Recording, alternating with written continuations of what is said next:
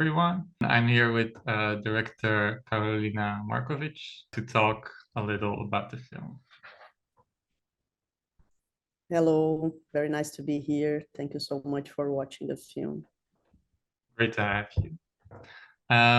So my first question is, it may be a bit simple, but I think it's necessary to get the conversation going, which is to start at the beginning.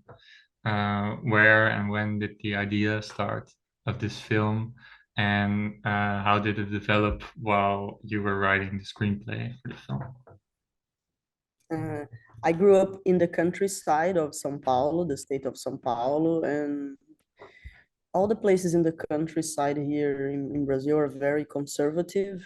So, and there's a bit of a surveillance between the people in their lives, and if they have if their life matches the perfect profile that religion and conservative society requires, like getting married, having kids, not being gay ever. So I always grew up very intrigued by that. And I always wanted to do something about that. This was the main point. So the whole story started in this point because it was almost a comparison that a guy that would come from abroad, that would be a dealer and everything else, what is he, what does he sound like next to the traditional Brazilian family? We have like this institution here that we call the traditional Brazilian family, that you know, you cannot be gay, you have to be very religious and everything else, but most of them, they support torture. They, of course, have mistresses and a lot of things going on outside of the marriage, and are in favor of guns and everything else. So all this hypocrisy was something that I wanted to portray. And it took many years for me to write, because at first the film was more focused on the organization that exchanged people, then more on the drug dealer, and then in the last few years in Brazil, where this institution of the traditional Brazilian family got very, very strong with our previous government, and it felt for me that the story should be about a family that, you know, metaphorically portrays this kind of thoughts, this kind of atmosphere that we were living here. When did the characters for you first start to come into flesh? When did that happen? Well, they actually, I think the plot changed more than the characters. The characters were there since the very first draft. It was a very different film when I started writing it than how it was. It got shot, but I think this is normal with every filmmaker. But the characters, the existence of this family was always there. And what changed was what was the focus, who was the focus, and also this figure of the nurse. I think it's the character that changed more, because at first I planned this character to be, I don't know how to say this in English, like that person that does, like here in Brazil, that evaluates you know, how many people are living in the country and what social class they are. So they go there, this kind of research to know about, you know, economic classes and, you know, like this kind of thing. So at first she was doing this kind of job. There's an institution here in Brazil called the IBGE who does this kind of research, you know, to do how people are doing financially and in which class they belong to. So, and then I changed it for the nurse, the government, you know, they support people with the public health care. So she would be part of it, and it would make sense that she would go there, and it would be a figure that you would expect, you know, help, and that she was very concerned with everything. So I thought it was another contradiction that could be interesting for the film. When you wrote out the screenplay and started shooting it, after shooting that you discovered that there were some parts of the screenplay that were maybe too written in retrospect, so overwritten? Yeah, I think it always happens. I really like to write, and I respect a lot the script of the film, but I think that by the time that you are in the set, it's another thing. What should be respected more is what's going on there, and you have to do what you feel. So yeah, in many times I thought the dialogues were a bit too much, or it could have silence rather than words. So I would change that in the rehearsals before, when I realized this was going on, and even in the shootings and in the rehearsals, we would think about that together, me and the actors. And even Jean, the kid, he was 90 years old, so some things didn't work, some other things work. And I like also to work with improvisation, so it's a mix, um, that you can only feel doing, like in the screenplay. For me, it's never possible to know if it will work or not. It depends on how the energy of the actors with the words. And if then you understand when you are rehearsing, or even when you are in the shooting, if there should be more silence or words, or even other words rather than the ones that you thought before. Yeah, that ties in with another question I had about how it was to work with the cast, because the film has a quite experienced cast, quite experienced actors, and you can really tell that they're given a lot of freedom um, to put out their performance.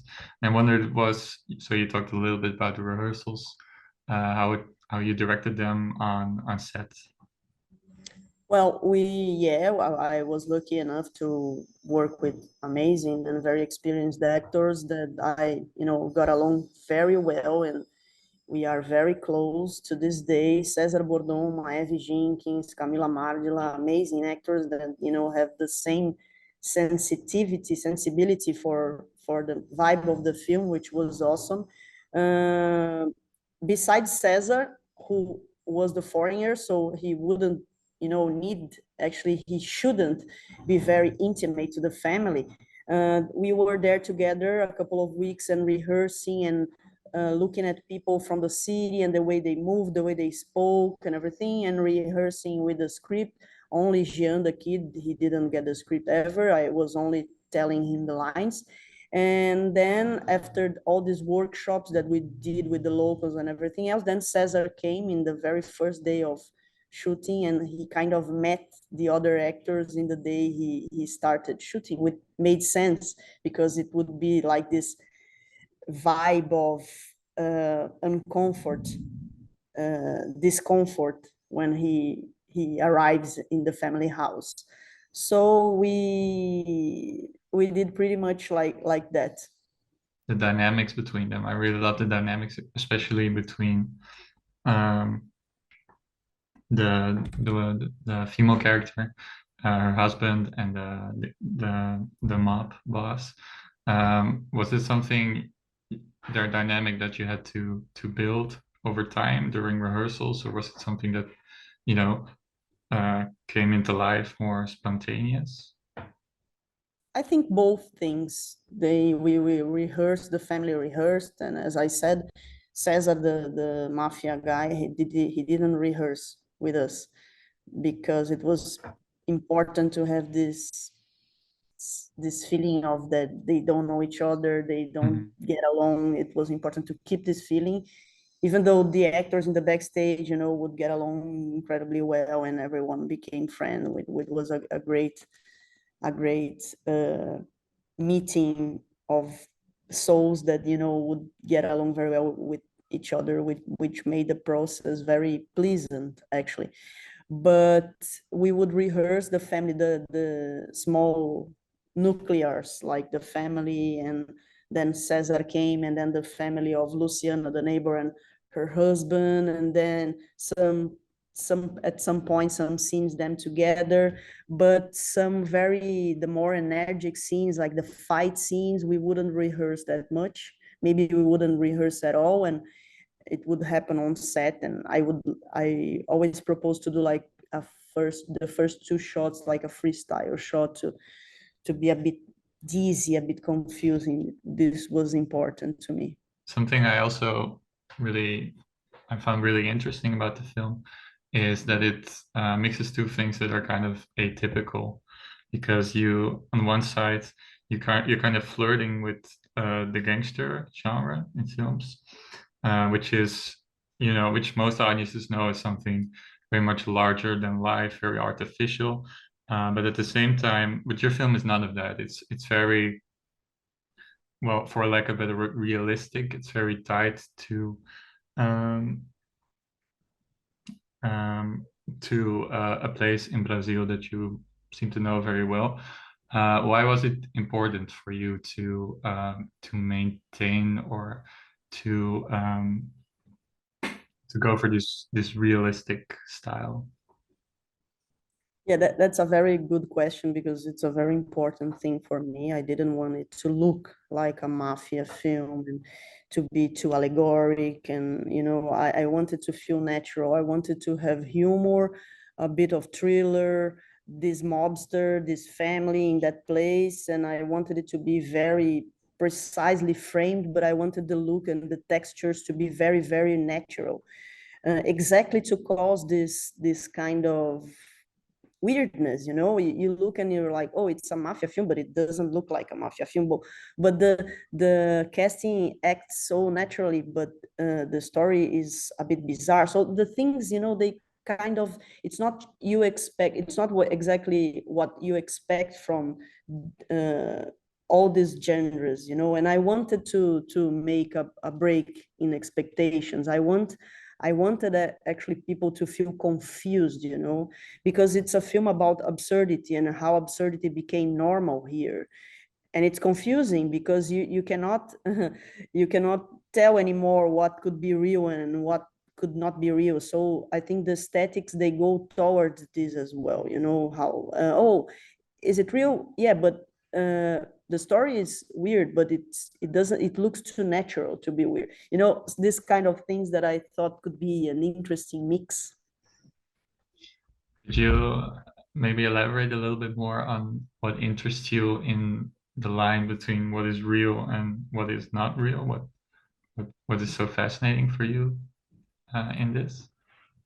Yeah, I think we live in a time where everything is possible and we are becoming used to the absurd, and this fascinates me.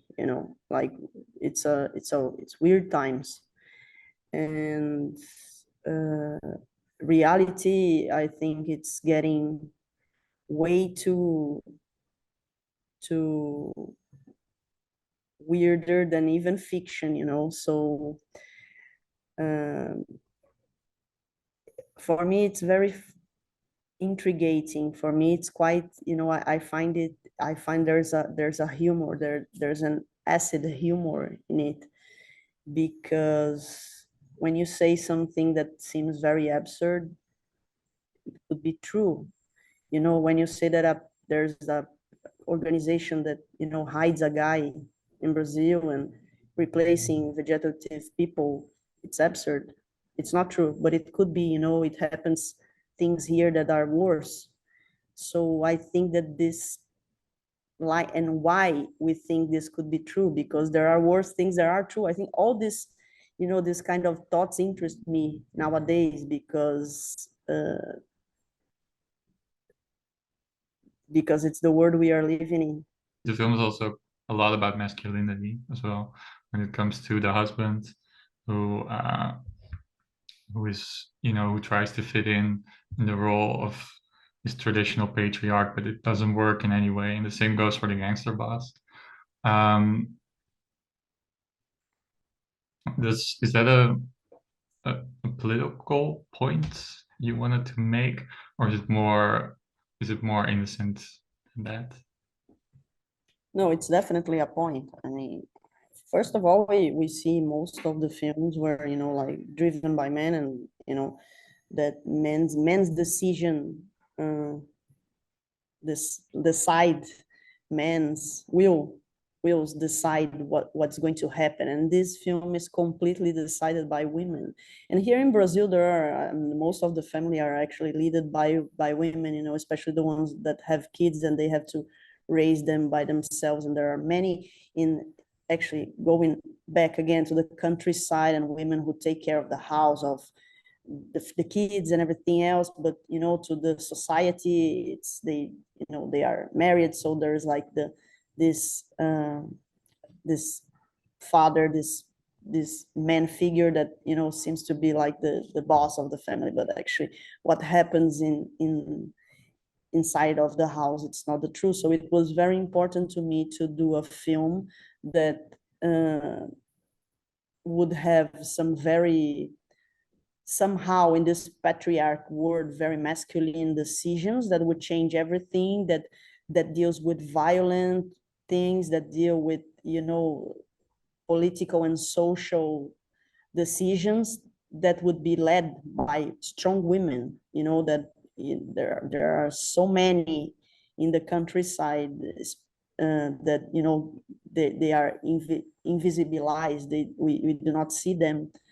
But for me, it was very special to show these women that wake up and go and, you know, kills the chicken, that doesn't even want to feel anything about the animal, because she needs to do that to have a living, and you know, she needs to be cold. And well, it was important for me to portray this woman in this film that is, you know, all completely led, the decisions and what happens is completely led by women. So Move is a European film festival, but I wondered if the film has also screened in Brazil yet, and if it, because you're talking about that it came from a very personal place, that it is about Brazil, and if it resonates with people that know the country very well, how it resonates with them, if they've seen the film yet. Yeah, the film premiered here in Brazil in November, and I think all the feedback that we got was really good. Really, people was, you know, could feel the moment of the country in the film, which was very special to me. They would relate completely, because it was a time that we would talk, you know, all over about this traditional Brazilian family. And you know, even though it's a metaphor, it's an absurdist metaphor on this, let's say, inversion of values of the Brazilian traditional family. I think the film got very deep into this feeling that we were having here in Brazil. So I was very happy with the repercussion of the film. And but it was in the movies, and now it's in the TVOD, and it's going to be on pay TV soon. So I think way more people will be able to watch it, and you know, I'm looking forward to it. All right, thank you very much for your time. Thank Um, you. I'm sure this will. I'm sure this has been insightful for the audience, and I hope this will ensure that the film will stay with them after today. So thank you for that. Thank you very much.